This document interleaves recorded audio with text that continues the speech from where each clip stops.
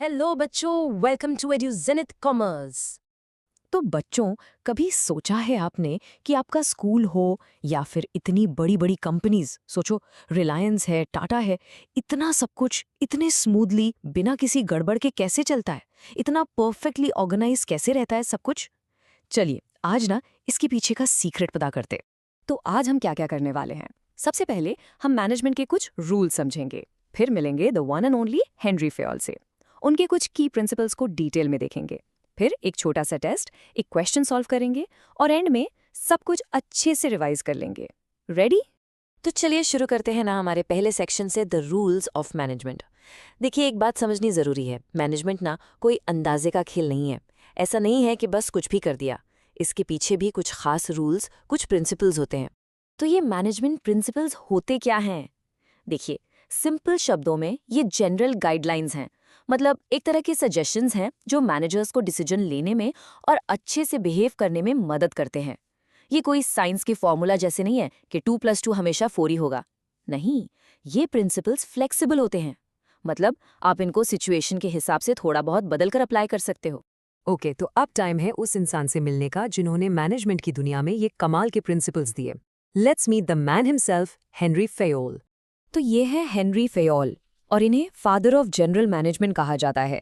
अब आप पूछोगे ऐसा क्यों? देखिए, उनसे पहले ना सबका फोकस बस फैक्ट्री फ्लोर के वर्कर्स पर था कि उनसे काम कैसे ज्यादा करवाया जाए। लेकिन फेयोल पहले ऐसी शख्सियत थे जिन्होंने कहा, वेट अ मिनट, मैनेजमेंट के प्रिंसिपल्स तो यूनिवर्सल हैं। मतलब वो टॉप लेवल सीईओ से लेकर छोटे से छोटे डिपार्टमेंट तक हर जगह अप्लाई हो सकते हैं। उनका मेन फोकस था पूरी मैनेजेरियल एफिशिएंसी को बढ़ाना, सिर्फ वर्कर्स की नहीं। अंकल, ये कोड देखिए कितना पावरफुल है। इसका सीधा सा मतलब है कि अथॉरिटी यानी ऑर्डर देने का पावर और रिस्पॉन्सिबिलिटी यानी उस काम की जिम्मेदारी, ये एक ही सिक्के के दो पहलू हैं। आप एक के बिना दूसरा नहीं दे सकते। इन दोनों में बैलेंस होना बहुत बहुत जरूरी है। तो चलिए अब आते हैं हमारे मेन टॉपिक पर। फेयोल ने टोटल 14 प्रिंसिपल्स दिए थे, लेकिन आज हम उनमें से कुछ सबसे इंपॉर्टेंट वाले समझेंगे। तो सबसे पहला प्रिंसिपल है डिवीजन ऑफ वर्क। नाम से ही थोड़ा आइडिया लग रहा है, राइट? इसका सिंपल सा मतलब है कि एक बड़े से काम को छोटे छोटे मैनेजेबल टास्क्स में बांट दो। इसको एक एग्जाम्पल से समझते हैं। मान लो घर में शादी है। अब क्या एक ही इंसान सब कुछ कर सकता है? Catering, decoration, guest list? नहीं ना, हम काम बांट देते हैं। कोई डेकोरेशन देखेगा, कोई खाना संभालेगा। जब हर कोई अपना अपना काम करता है जो उसे अच्छे से आता है, तो काम जल्दी भी होता है, अच्छा भी होता है और एफिशिएंटली भी होता है। बस यही तो है डिवीजन ऑफ वर्क। ओके, आगे बढ़ते हैं। हमारा दूसरा प्रिंसिपल है अथॉरिटी एंड रिस्पॉन्सिबिलिटी।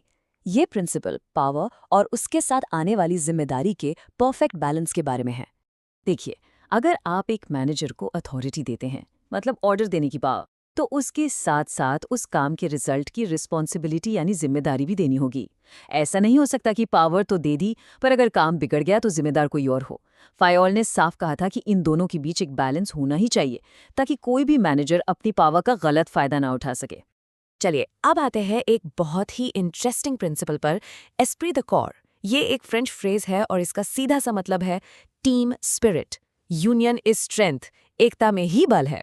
जैसा आप यहाँ देख रहे हैं, जब मैनेजर और वर्कर एक टीम की तरह मिलकर काम करते हैं तो सक्सेस जरूर मिलती है। एस्प्री द कॉर का मतलब यही है कि टीम में मैं नहीं, हम होना चाहिए। मैनेजमेंट और वर्कर्स के बीच हार्मनी यानी तालमेल होना चाहिए, ना कि झगड़ा। इसका सबसे अच्छा एग्जाम्पल है एक विनिंग क्रिकेट टीम।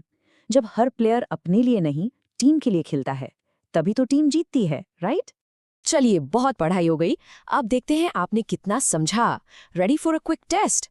मैं आपको एक एग्जाम स्टाइल क्वेश्चन दिखाने वाली हूँ। तो सवाल ये है, कौन सा प्रिंसिपल कहता है कि ऑर्गेनाइजेशनल एफिशिएंसी को मेंटेन करने के लिए एम्प्लॉय टर्नओवर यानी लोगों का नौकरी छोड़कर जाना कम से कम होना चाहिए? आपके ऑप्शंस हैं A stability of personal, B remuneration of employees, C equity या डी एस्प्री द कॉर।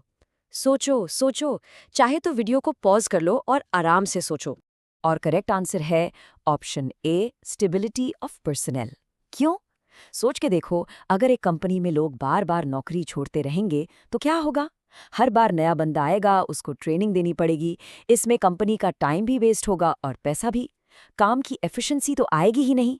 इसीलिए फयोल ने कहा कि एम्प्लॉयज़ को कंपनी में रोक कर रखना यानी स्टेबिलिटी ऑफ पर्सनल बहुत इंपॉर्टेंट है। Well done. चलिए अब फटाफट से आज के लेसन के की टेकअवेज यानी सबसे इम्पॉर्टेंट पॉइंट्स को रिवाइज कर लेते हैं। तो हमने क्या सीखा? सबसे पहली बात, फायोल ने सभी मैनेजर्स के लिए एक तरह का ब्लूप्रिंट दिया। दूसरी, ये प्रिंसिपल्स रिजिड रूल्स नहीं बल्कि फ्लेक्सिबल गाइडलाइंस हैं। तीसरी, ये मैनेजर्स को प्लानिंग, ऑर्गेनाइजिंग और डिसीजन मेकिंग में हेल्प करते हैं। और इन सब का अल्टीमेट गोल क्या है? मैनेजरियल एफिशिएंसी को मैक्सिमाइज करना। एक कन्फ्यूजन जो बच्चों को अक्सर होती है वो है फयोल और टेलर के बीच का डिफरेंस। इसको आसान बना देते हैं। याद रखिए, फयोल का फोकस था जनरल मैनेजमेंट पर, मतलब टॉप लेवल मैनेजर्स के लिए प्रिंसिपल्स, जबकि एफडब्ल्यू टेलर का फोकस था साइंटिफिक मैनेजमेंट पर, यानी फैक्ट्री फ्लोर पर वर्कर्स की एफिशिएंसी कैसे बढ़ाएं उस पर।